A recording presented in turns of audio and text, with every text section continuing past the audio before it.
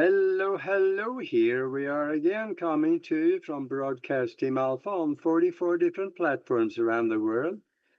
And we have a delight for you tonight on the show. We are going to, well, maybe into every corner of the world. And like I said once before, if the world had corners, we would be there.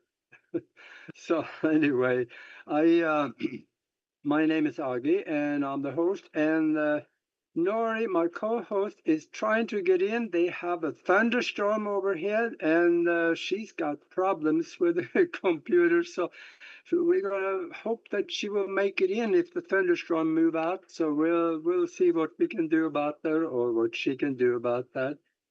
Anyway, we also transmit on the Conscious Awakening Network.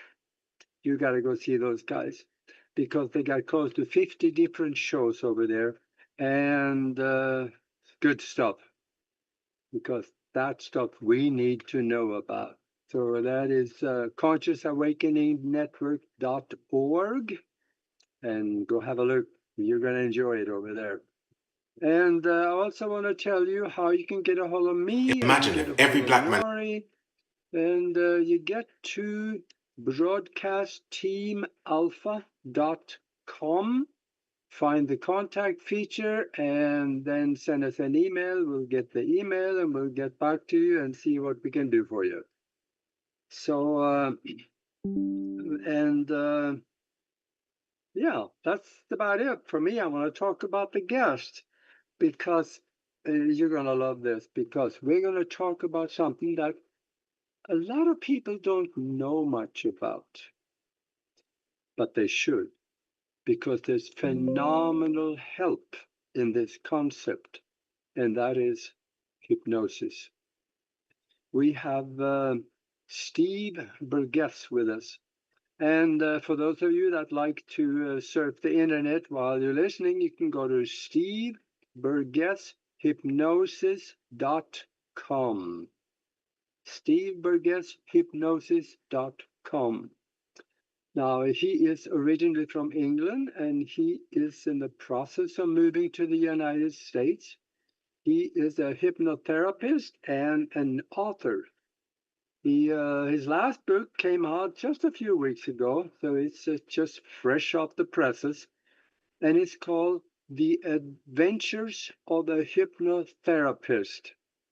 And there is some strange stories in there, and you're going to hear some of them tonight, at least a couple, because he told me something here. We talked on the phone earlier, and I'll tell you, it was a really, really interesting what can be done with hypnosis.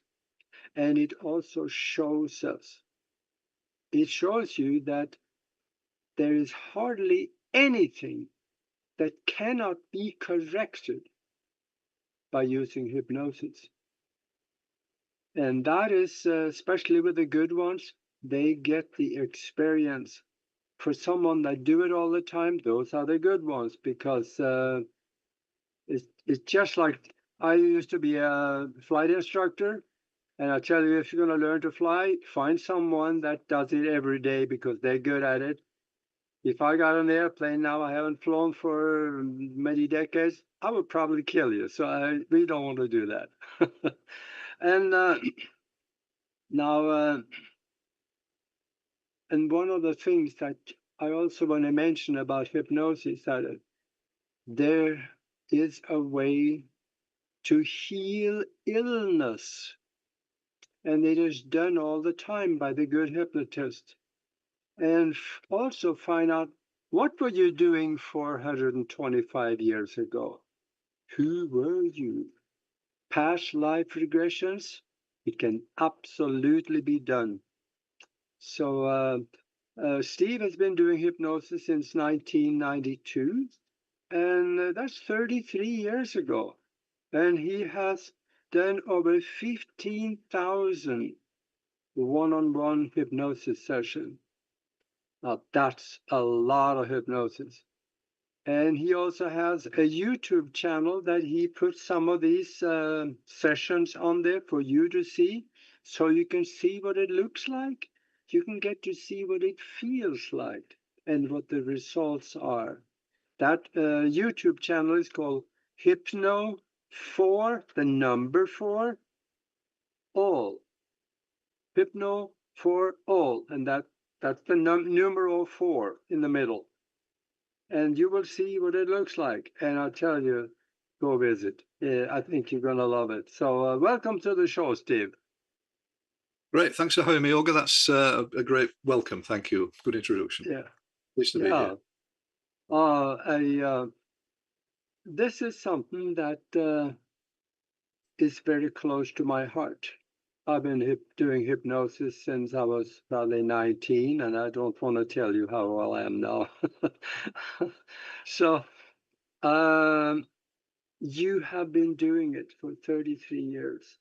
You have some phenomenal experience. And when we talk about hypnosis to someone that maybe don't know anything about it, the only thing they know is the word. And they may ask you, why does it work? Why can't you just talk to somebody and tell them, quit drinking? And then it's done because they believe you. No, it don't work that way. Why does hypnosis work? Let me ask you that question. It works because it uses the powerhouse of the mind, which we call the subconscious mind. So the mind is very much like an iceberg. The tip of the iceberg above the waves is the conscious thinking mind. Beneath the surface of the waves is the bulk of the iceberg, and we call that the subconscious or the unconscious mind.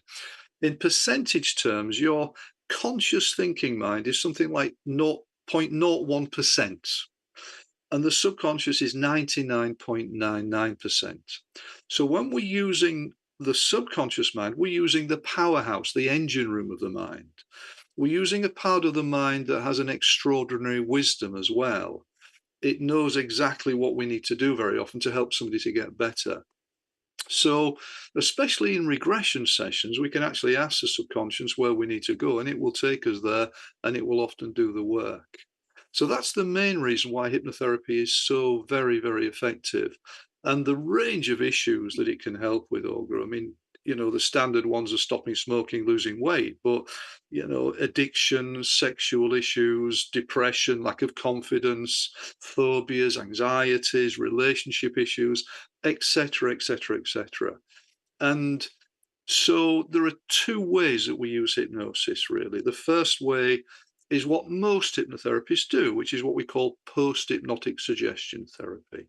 And what that means is that when we guide a client into trance, and bear in mind that trance is totally natural. We use the word trance, it's like a jargon word, but all it means is an inner state of awareness, which often is characterized by relaxation. So we all go into trance every day, at least 24 times a day. When we daydream, when we go on automatic pilot in the car and we don't realize we're driving along, when we read a book, when we focus on a movie, drifting in and out of sleep. These are all trance experiences.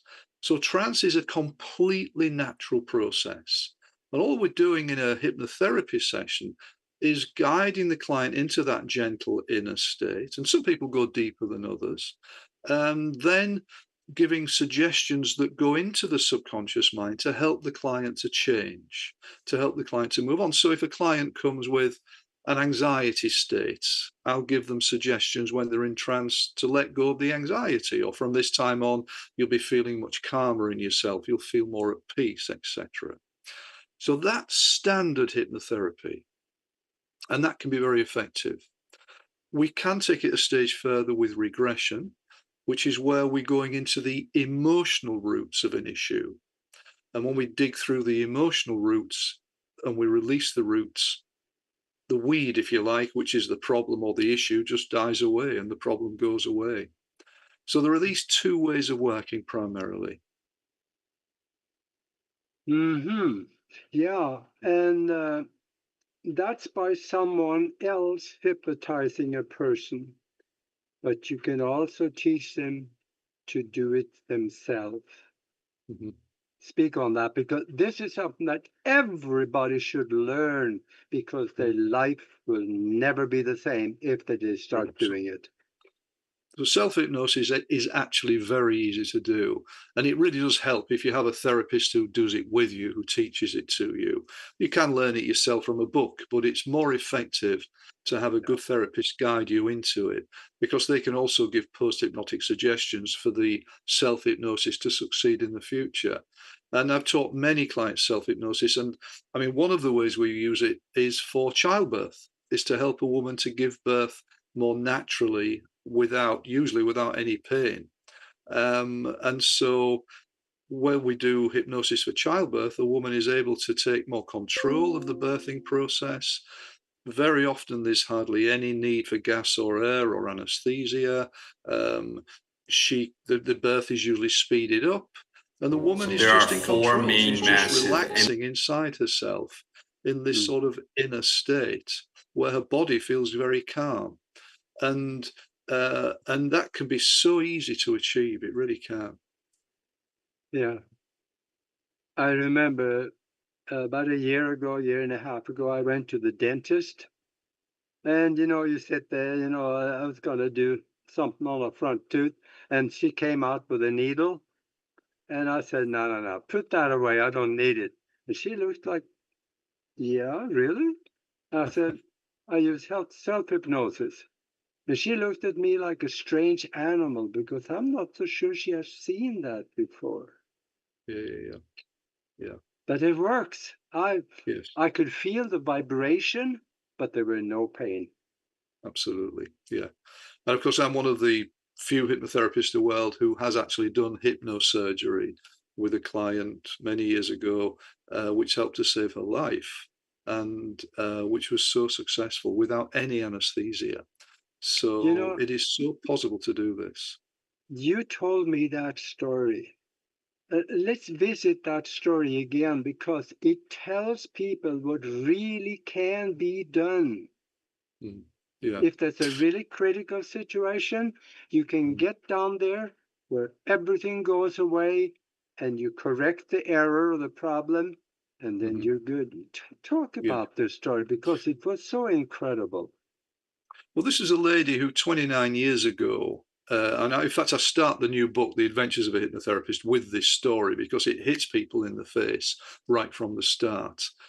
29 years ago, this lady came to me with a severe illness. It was a liver disease, which is called focal nodular hyperplasia. Very, very rare liver disease. In the UK, there's only 12 people at one time who have this disease. Hardly anybody survives.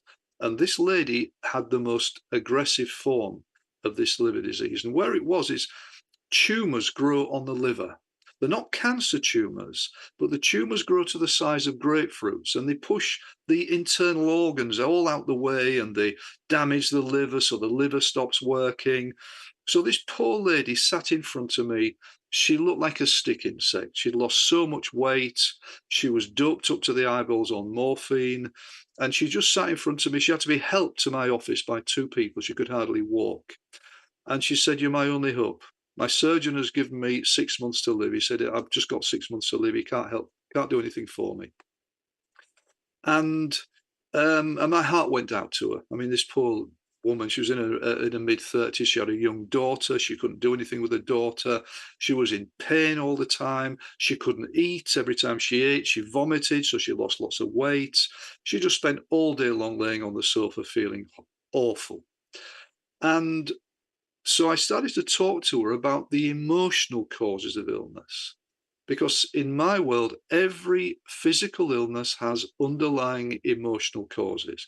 Many of your viewers and listeners will know of Louise Hay, of course, with her magnificent book, You Can Heal Your Life, which is all about the emotional causes of illness.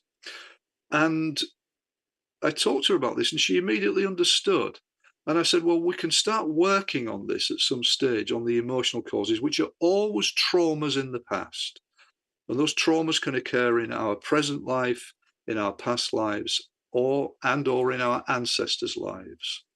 So she understood the concept. But in the first session, all I did was some standard trance work, gave her some post-hypnotic suggestions, She came out of trance after about 40 minutes of this, and she looked like a different woman. The pain level had gone down from 10 out of 10 to 4 out of 10. And she was able to stand up and leave my office unaided. She came back a week later and she'd stopped taking all the morphine. She said, I don't need it. I don't need it. My mind is telling me the pain isn't there like it was. I don't need it. And so we then started the process of working on the emotional causes, which went, some trauma in this life. There were two previous lives, two past lives where one of them, she was a Native American squaw who died in a raiding party where she was stabbed in the back and killed. Of course, where did the dagger go? Straight through the liver. And in second past life, she was in the Second World War as a young Polish teenage boy who was bayoneted to death by Nazis. And again, the bayonets went straight through the liver. So she'd brought that an energy of weakness in the liver area from the past life. So we did a lot of releasing of trauma, and the tumors stopped growing. The tumors actually stopped growing so much that she started to get her life back. She could eat again. She started to feel well. And her surgeon decided he wanted to do surgery with her because she was now strong enough. The previous twice he tried to do the surgery, it had been a total disaster. In the first time, he damaged the liver. The second time, he damaged the gallbladder.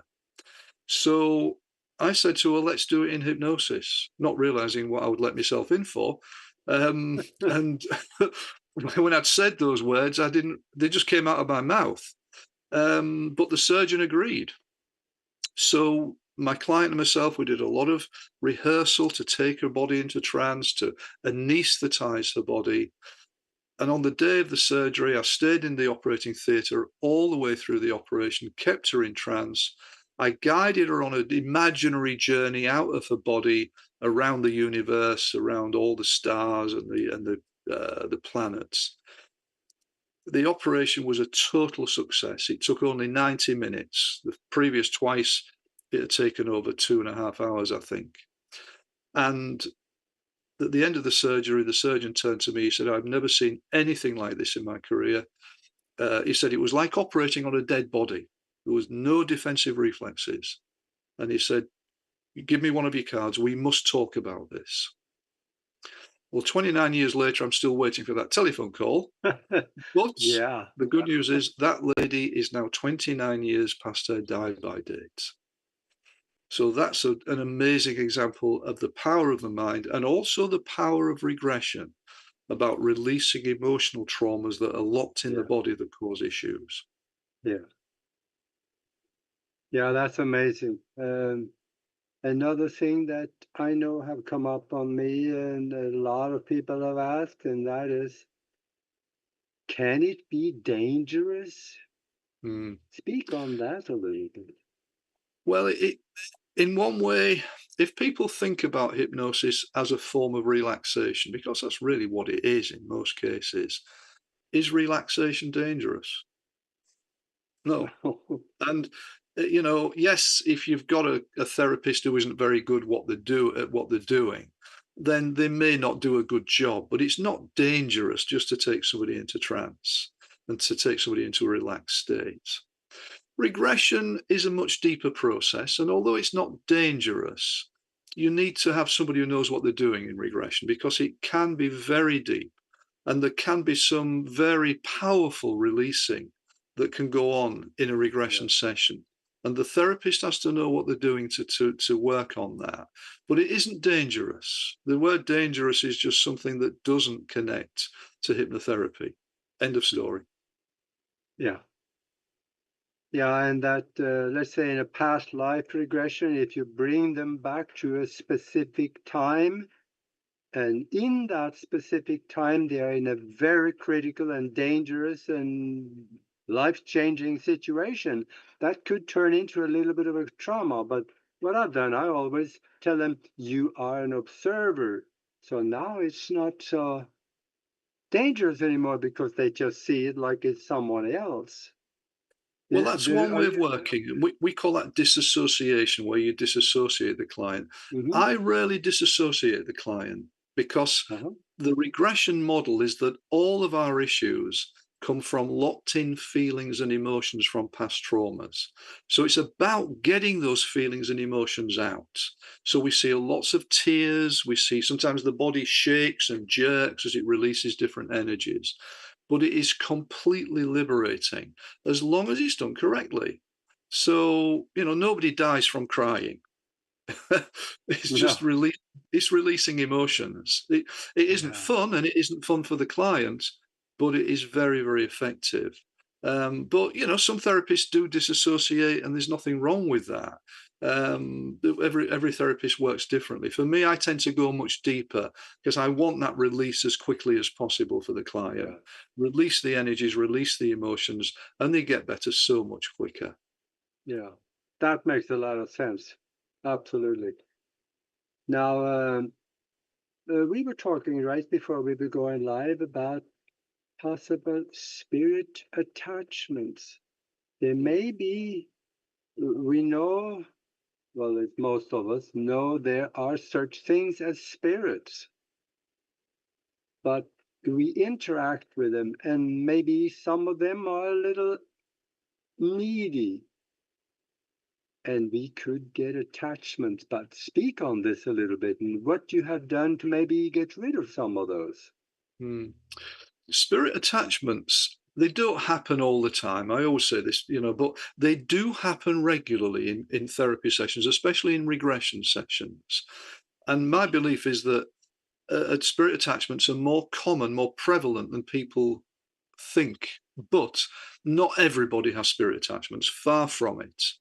And what it means is that basically when somebody dies, usually the process of dying is we leave the body and we move on into spirit. We move on into a place of love and healing, and we prepare ourselves for the next lifetime at some stage. But sometimes a person who dies stays earthbound. Occasionally, this is where we get ghosts, of course. So it's somebody who's died who stays around on Earth as a spirit in the ghost. But occasionally, what happens is the spirit is very lost. Sometimes they're scared. Sometimes they don't want to move on. Sometimes they have a lot of emotional pain. And sometimes they just feel very confused about where they suddenly are, especially if the death occurs very, very quickly and suddenly. And so what then often happens is they then look around for something to hold on to, which will make them feel more comfortable. And that often is somebody who has a low energy. Depression, of course, is a classic for this. Somebody who's depressed, they're a classic, what could you say, a classic opening for a spirit attachment to hang on to. But what happens is they just connect with our aura, our body, and we pick up on their energies. So if they're feeling angry or sad or lost or confused, then we start to feel like that in our daily life. And of course, you can go to the doctors and you can say, well, I'm starting to feel depressed the last few weeks. I don't know why. Your doctor's never going to say, well, could be a spirit attachment. Of course, the doctor wants you out of there as quick as possible with a tablet. Um, but they're not a major problem, but they can bring us down. And usually, if they come through in a regression session, I send them home. They go home. I tell them they have to go home. I have a spirit release protocol. Very often, I ask loved ones who are waiting for them in spirit, who have known them in previous lives, to come for them and take them home. So, from my experience, 99% of spirit attachments are really just lost and quite benign. Occasionally, I've had one that wasn't very pleasant, and that just stayed in my office for a couple of days.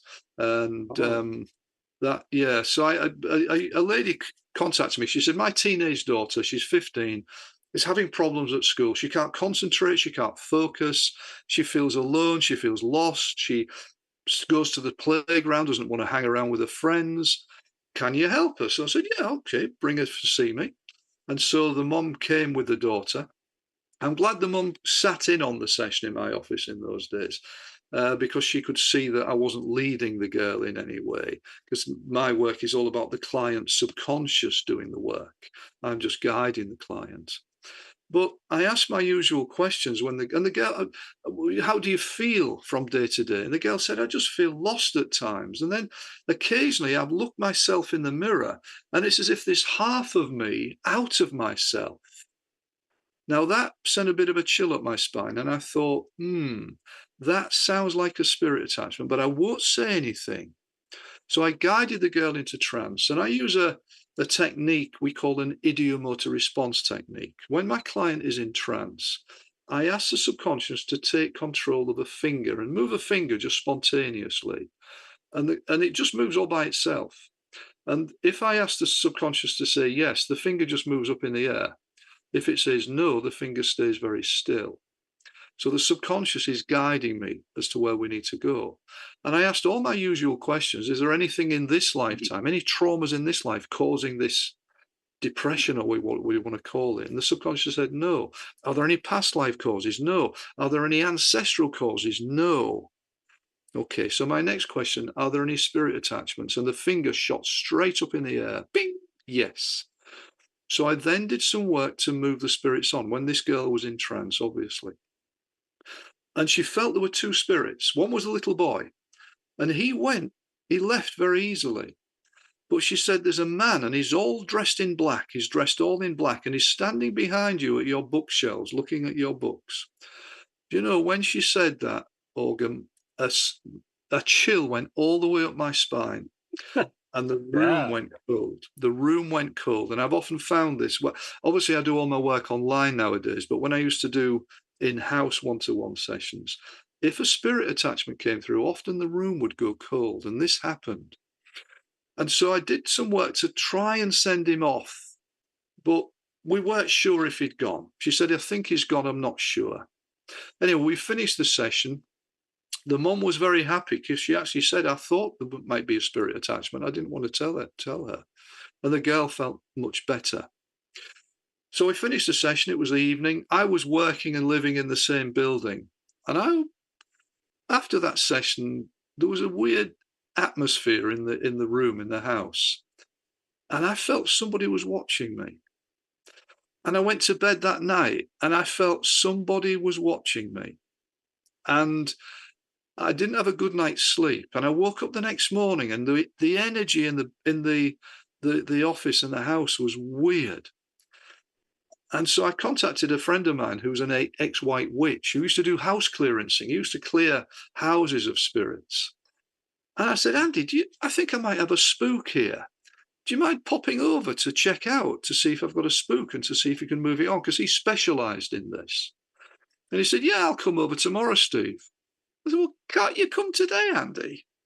He said, no, I'm too busy today. Oh, okay. So I had the rest of the day with this weird, uncomfortable feeling all day long of somebody watching me.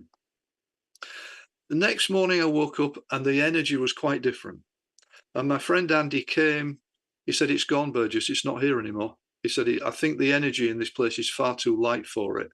But he said, the ones that are the men in black, they're the ones you've got to look out for.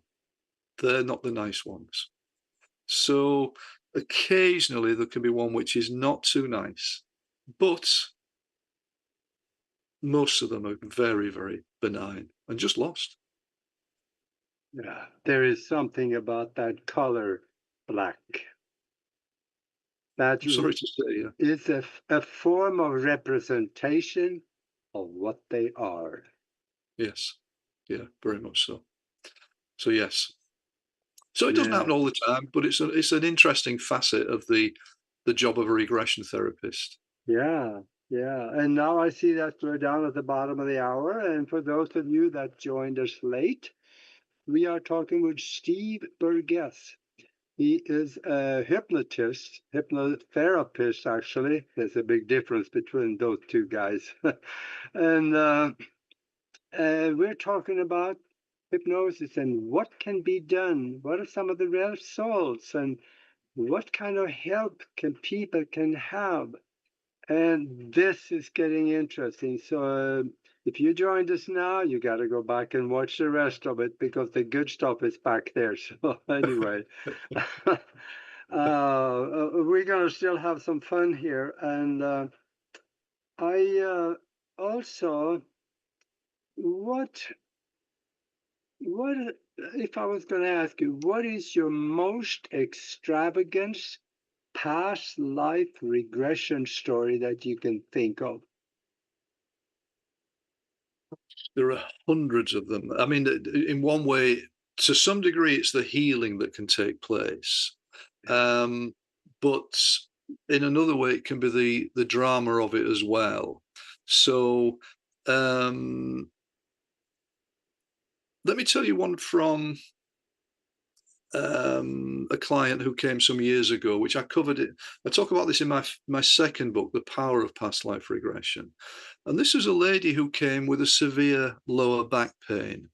And this lady was a magistrate. You know, she's in the courts every day. So she's not into past lives and all this reincarnation mumbo jumbo, all this voodoo stuff. Yeah. You know, she's very straight laced, but she had a low back pain for a considerable time. And she couldn't go to the gym anymore. She was putting weight on. She felt depressed. She'd even had surgery and the surgeons couldn't find anything wrong. They opened her up. There was nothing there they could find. So they just stitched her back up, sent her home with painkillers. Now, I so often find if it's a mystery pain, it's nearly always from a past life. And it's nearly always from a death in a past life. And probably 60% of past life therapy is about releasing death trauma. Now, this lady, I guided her into trance after we talked about the issue. She went beautifully into trance, and her subconscious indicated there were 4 past lives that were causing the back pain. And the first one was the big one. And she went back into a life as a male soldier in the Second World War, a young man who was forced to join the Nazi army. And he was actually very artistic. And so what happened is the Nazis used him as part of a team of Nazis that went around different cities that the Nazis were capturing and overrunning. And they were stealing art treasures from these places and shipping them back to Berlin. And because he knew a lot about art, he was part of that team. And that was quite a cushy number, really. But things then went wrong. He then got sent over to the Eastern Front. And then he's in the midst of all the horror of the Eastern Front fighting the Russians. Now, at that stage, my client, she's laid in trance and she's talking to me, telling me what she's seeing. She said, we're bogged down in the snow. We're about 40 miles from Moscow. It's the winter. We can't get through. The supplies aren't getting through to us. We're near a little town called Smolensk or Smolensk. She even gave me the date where this was happening. And I looked later, and yes, at that date, the Nazis were bogged down 40 miles from Moscow, near this little town. How could she have known that? She's never studied this stuff. But at that stage in the session, the client became very tense. This poor young man was terrified. There was snipers firing. There was small skirmishes going on, and he was involved.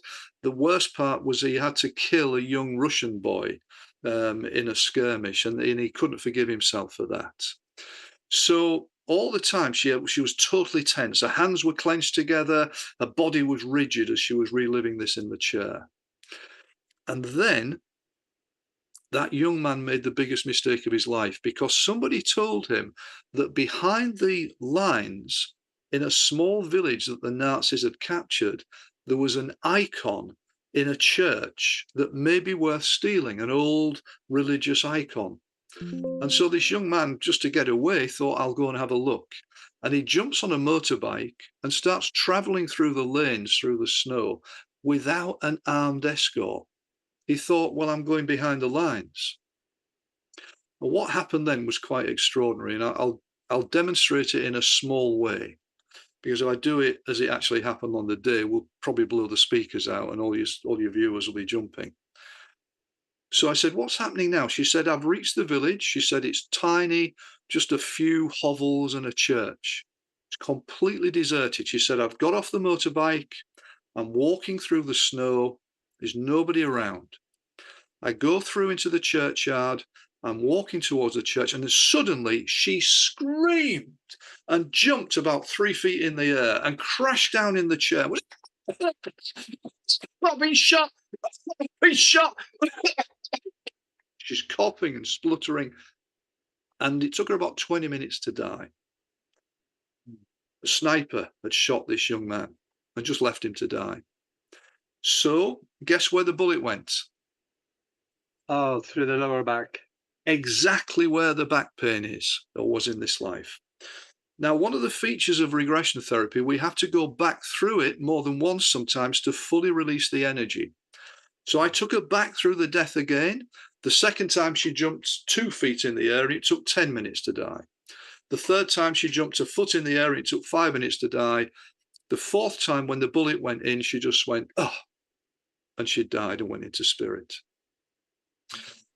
I brought her out of trance. I mean, she was shocked. I mean, it was an unusual session because not everybody has that sort of big experience. Most of the time, it's just tears or shaking. She was shocked, but immediately she said, "The pain's gone. The pain isn't there. I can hardly feel it." She came back a week or two later. She said it's at least 75% better. We cleared up the other 3 past lives very quickly. And that pain was completely healed as though it never existed in the first place. So I always remember that because it was very dramatic, but also how fast it was, 3 or 4 sessions to heal back pain that she'd had for years. So many mystery problems, mystery illnesses come from traumas from the past, which have got to be released, and then the body can start to heal. Yeah, that's phenomenal. That, folks, that tells you a little bit about what can be done with hypnosis. Yeah. And Let me all tell you you about have, a yeah, go ahead. 13-year-old boy. Sorry? Yeah, go ahead. I was going to say a 13-year-old boy came to me. His mother said he's got migraines. He gets migraines every 3 weeks. He can hardly be at school. Very intelligent young kid. And again, here's a boy who doesn't know anything about reincarnation. He goes to a public school in the UK that, they don't talk about these things. No. I guided him into trance. His subconscious indicated there were 8 past lives causing the migraines. And I nearly always find, or often find, that migraines are caused by deaths in past lives where there have been blows to the head. And this boy, we worked in all 8 past lives in 1 hour and fully released them. And they were all deaths. So he went into the first past life and he was a man standing in a garden he's just found out his wife was having an affair. And his wife creeps up behind him with a big spade and smashes him round the back of the head and kills him. And he falls to the ground. But then he went into the next past life where he was in a battle and somebody came with an axe and smashed him in the head and killed him. And he went into the next past life where he's in a bar and he starts to get in a fight and he's down on the floor and they kick him in the head and he dies. And he went into the next past life where he was an old man who fell from some ladders and landed on his head, dead. And he went into the next past life where he was a young boy at school and he kicked the school bully. And so the school bully gets hold of him and starts smashing his head against the wall and he dies on the way to hospital. And he went into the next past life where he was a young man, I think the life before this one, maybe the 1960s, driving a little car without a seatbelt. And a big lorry, a big truck comes smashing into the side of the car and he smashes his head on the steering wheel, dead. And I mean, we just went into one after another. We went through all 8 past lives in 1 hour, completely healed the migraines. Oh, So, man. this is my world, working with physical illness, including cancer, because cancer has got emotional causes. Yeah. To help heal anything, to help people to get better from any type of illness. Skin problems, that's always locked in anger that comes out through the skin. You name it, it's got emotional causes. And if we can work on the emotional causes, you've got a much better chance of that physical illness dissolving away. Wow, man, oh man. Now that guy with all the head injuries, I think there's a song that pertains to him, and that in the song it says, if it wasn't for bad luck, I have no luck at all. Dead right. Yeah. Man, Yeah. oh man. Yeah. Well, But I, this is one of the things. It's a Yeah. very powerful process. Okay, it doesn't work for everybody. Not everybody can regress. Everybody can go into trance, so everybody can get benefit from hypnosis, but Yeah. not everybody can regress. Yeah. Isn't it fun sometime when somebody come to you and say, I can't get hypnotized. Mm, yeah, Yeah, yeah, they can. yeah, yeah, yeah. But I they just before Well, before we came on air to record, I was working with a client in Australia. She's actually a psychologist working on relationship blockages. And she'd seen a regression therapist some years ago who said, I can't hypnotize you. I can't do it. Well, she went beautifully into trance with me, and she went into two past lives tonight. One in which she was a young woman who lost a group of people out at sea and they never came back to her. In the second past life, she was in a temple somewhere and they drowned her because she hadn't saved somebody's life. So, wow. um, everybody can be hypnotized, but when people can be regressed, the results can be absolutely astonishing. Yeah. There's one thing that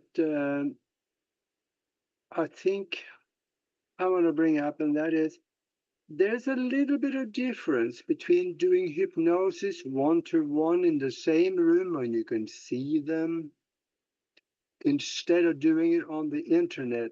What kind of difference between those two modalities would you say there is?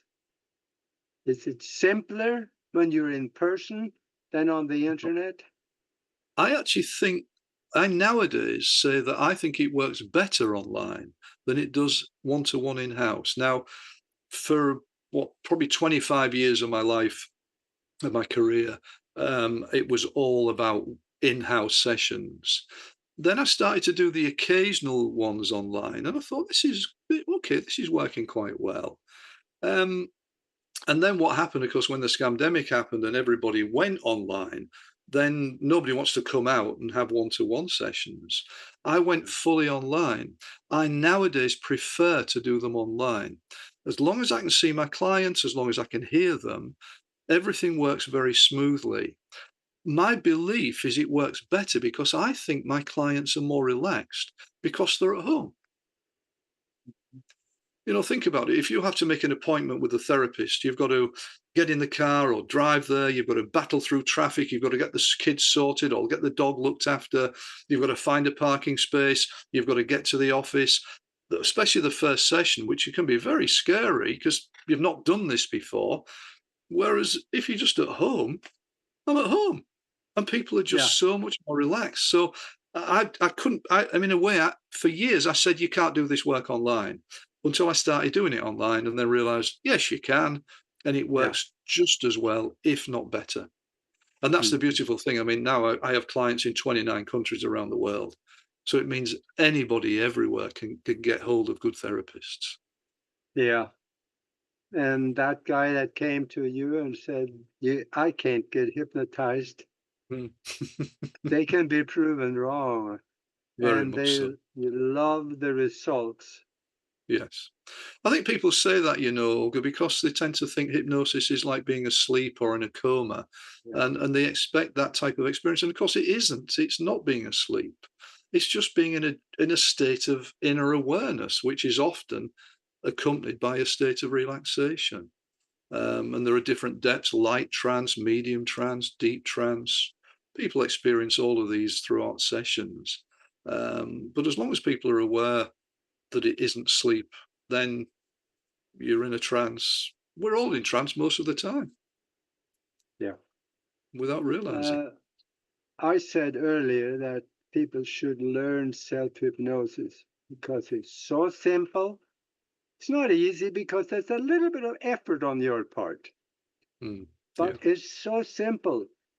Mm. And in your books, I don't know which book, but from watching you and reading your books, where do you think there will be the best place for them to learn how to do this? To do self hypnosis, then Yeah. I would suggest go and see a good hypnotherapist, one who's experienced. and ask them to do a one-to-one session. You can usually learn self-hypnosis in one session or two at the most. You don't need to spend a lot of money doing this. Obviously, there must be tutorials online on YouTube for people to learn self-hypnosis, but I think it's better to do a session one-to-one with a therapist, because they can use what we call auto-suggestion as well, which is, they'll give you suggestions for your self-hypnosis to go well, as opposed to just trying to do it on your own. Then you'll get a good Yes. explanation. So, yeah, I mean, if people, and bear in mind that self-hypnosis is very much like meditation. So anybody who meditates is doing self-hypnosis, Yeah. just in a different way. It's Yeah. self-hypnosis and hypnosis and meditation are sisters. They're just so connected. Hmm. And I know you spent some time in Norway, and that's where I grew up. And back in the early days, and back in the dark ages, I learned hypnosis from a guy over there, a magician, Hmm. Tore Torell. Are you Hmm. familiar with him?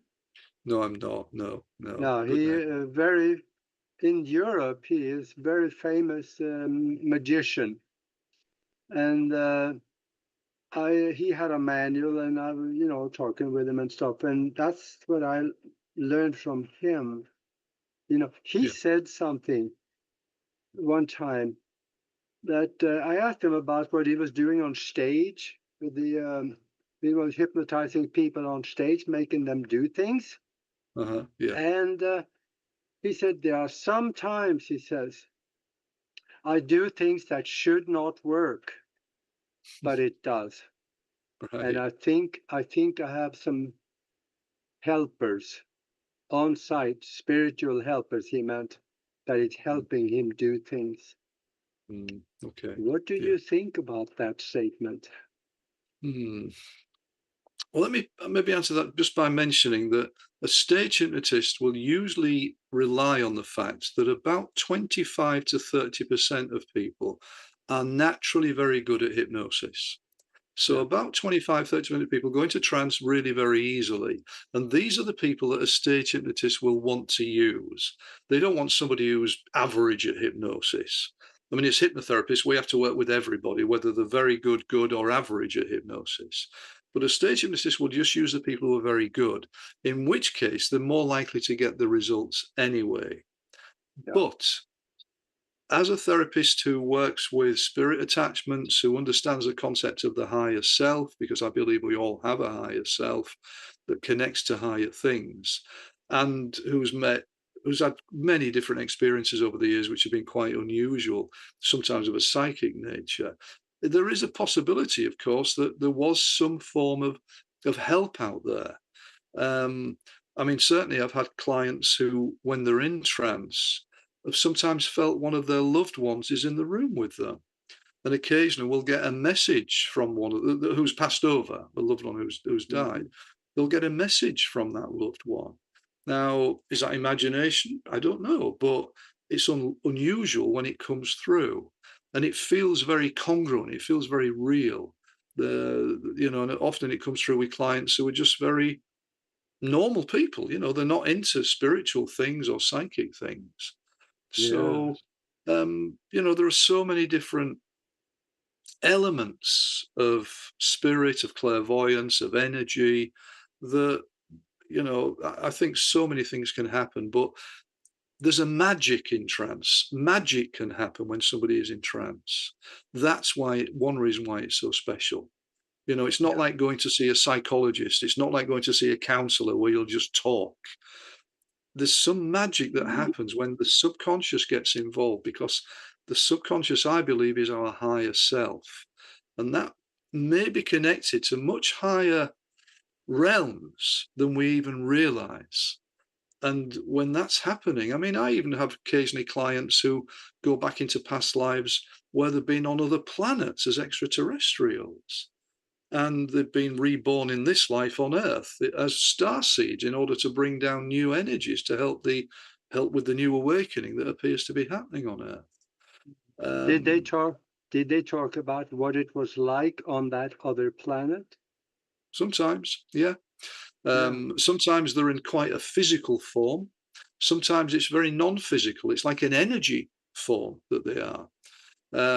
So I had a client some months ago who, when she was on her planet, it was a humanoid form. She was a tall and slim woman with a sort of a faint blue tint, and the planet was very blue and full of water. She said it's beautiful, and the beings there are operating at a much higher level than we do on Earth. They're obviously connecting telepathically, and there's no war, and there's an intelligence about things. So some people do get a real sense of the planet they're living on, but sometimes they're just an energy form, and these energy forms are very high beings. I think it's almost Yeah. like they don't need to be in the physical anymore, but they're working at very high levels to help to influence things in a beneficial way. Hmm. When you said that there may be a spirit in the room with someone under hypnosis, I am totally on board with that because everything outside of the physical is telepathic. If they think about that person, the other person, that the one that dropped the body, they could get the call and show Mhm. up. Very much I so. think that's very possible. Well, especially it can happen if we're working with ancestral trauma. Yeah, We inherit traumas from our ancestors. And it may be that you've inherited some trauma from your great great grandfather on your mother's side. And when we release that trauma, there is the thought that it is also healing the ancestor, not just ourselves. So there are occasions again where in the session, when my client has released a trauma that the ancestor experienced that has been passed down through the genes, like a genetic trauma, yeah, it's as if the ancestor is there and my client is then communicating with them. And often the ancestor is thanking my client for doing this work. And the client sends love to the ancestor. And there's often a really beautiful sense of love and compassion that comes through. And, there is this idea we don't know what time is. We think time is linear, but everything may be happening all at the same time. Some people say nobody really knows. But shamanically, they say that our ancestors are always with us, and it yeah. may be that that's the case. We are connected because everything in the universe is connected. So we are Very much. connected to our ancestors as well as everybody else. But Mm, yeah, our ancestors, yeah, our parents, relatives, we are much more connected because we have this bond from knowing them or knowing of them. yes. The Yeah, idea is that because we seem to have lived many lives, is that we live life after life very much around the same souls. And we change relationship over different lives. So your mother in this life may have been your son in a past life, etc., etc. And so people who are around us in a close way, we've often been around them many times in previous lifetimes. And yeah, so there's a yeah, beauty to that, really. But I tell you what also happens often with this type of work is that people have a spiritual growth as well, as a result of the work, Olga. And you mentioned about everything is connected. What often happens is people, as they're releasing trauma, first of all, they become less reactive. yeah, And what that means is that life becomes more peaceful. Most of the time we are reacting like this, up and down, up and down. Something triggers us, something triggers us. If we're able to calm our energy field down by releasing a lot of the trauma that we're carrying inside, I call it in our emotional pressure cooker, then the pressure starts to drop and our reactivity drops. And what happens then is we become calmer inside. What often happens then is we start to connect with other people at a different level, at a deeper level. yeah, And we start to become aware that we're all one. yeah, There's no separation, everything is just one. And a lot of times nowadays, my clients are moving into what people would call non-duality as a result of the healings that they're having. Non-duality is all about just being one with everything. mhm, There's no two things. There is just one. And there's a real beauty in that. It's like a beautiful spiritual growth that takes place as part of the healings. that have gone on in the therapy sessions. And that's a lovely Yeah. bonus. Yeah, absolutely. And I see we are getting down toward the end here, but hold up your book so we can see what it looks like, the last one, and maybe some of the other ones. Okay, I haven't got the other ones in Talk. front of me, but That's all right. with me. Talk about what people will find in there. What I wanted to do, because my first book was called Famous Past Lives, which is about some people who I've had in past lives sessions who appear to be very famous in their previous lives, which doesn't happen very often. My second book was focused solely on past life regression and the healings. This time I wanted to give a much wider spectrum. So, as well as regression into this life and past lives and ancestral regression, I'm talking about my clients' experiences and what they said in the sessions and how they felt and where they went in the regression sessions. But also, I'm looking at spirit release work. I talk about alien abduction regression, where I regress people back who believe they've had contact experiences with extraterrestrials. I've put some funny stuff in there as well. I've tried to make it as funny as I can because there are some shocking parts as well. So, working with clients who have been sexually abused in childhood, working with clients who are survivors of satanic ritual sexual abuse, which is really horrible, deep stuff. Yeah. So I've tried to sort of make it all different. My experience in prison with the UK's allegedly most violent prisoner, which always sounds a bit scary. I've been in prison, yeah. You have to read the book to find out why I was in prison. Actually, I wasn't there for anything nasty, obviously. I was there to teach meditation and stress management to the prisoners. Yeah. Um, I've also put in the book some of my personal experiences a little bit. I don't want it to be all about me, but it's about some of the quirky, unusual, shocking, and amazing experiences that I've had over the last 33 years. And people are saying the nicest things about the book. One reviewer said it is tea-spittingly funny, Hmm. which is a great phrase, a good English phrase. Yeah, that's good. That's good. And if you could say something to encourage people to learn self hypnosis and study it so they can make their life better, what would you tell them? I talk a lot about doing the work. I believe we have to work on ourselves to improve ourselves as human beings and as souls. Because when we heal, the world heals. So when we become more balanced inside as a result of therapy or calming our energy field down with meditation, spiritual practices, self hypnosis, we become more balanced, the world becomes more balanced. And Yeah. so, therefore, I believe we all have a responsibility, not only to ourselves as souls, but also to the collective. And for me, one of my watchwords nowadays is to say, do the work on yourself. See a therapist, have therapy, read spiritual books, learn to meditate, whatever it is, do the self hypnosis as a means of healing yourself, calming your energy field down, and you become less reactive. And then the world becomes a better place for everybody. Absolutely. Absolutely.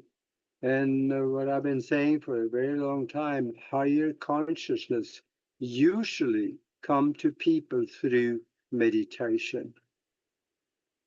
Yes. Yeah. That At, may at be the the very door. least, Yeah.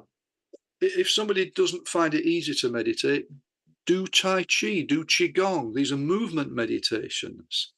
But do something, get into nature, forest bathe, connect with Mother Earth. There are Yeah. so many ways to actually heal our energies and stop living the sort of mundane lives that we live. And as much as anything else, just do one's best to send a feeling of loving kindness out into the world because Yeah. that'll just in a small way. Absolutely. Life is a wonder if we believe it is. Yeah, We very much so. The amazing thing is that we know we can heal with the mind, and guess what? If we can do that, we can also make ourselves sick with the Of mind. course. Hmm. So we gotta watch it a little bit, do our work, and associate with successful people that is healthy and can give you a little bit of a nudge and you learn from. That's why I Yes. suggest that you need to go to steveburgesshypnosis.com. Check the website out and go to YouTube, and that is Hypno for All, and that is the number four. And on YouTube, there's something there that you need to see because then you see what it looks like and feel like. And then you can tell yourself, yeah, I can do that. Hmm. There you go. Thank you Yeah. very much for being with us. Oh, thank you so much for having me, Olga. It's been a real pleasure. Thank you. I really Yeah, appreciate it. Thank you. yeah, this was fun. And, you know, I got to ask you, this was so good. I would like to have you come back sometime and talk about, there's so much more to talk about. Oh, yes. Thank you so much. I'd love to come back, Olga, about any time. Just ask me. Yeah, Sounds great. please do. Okay, thank you. And for those of you watching us on YouTube, please subscribe. That'll help us a lot. And until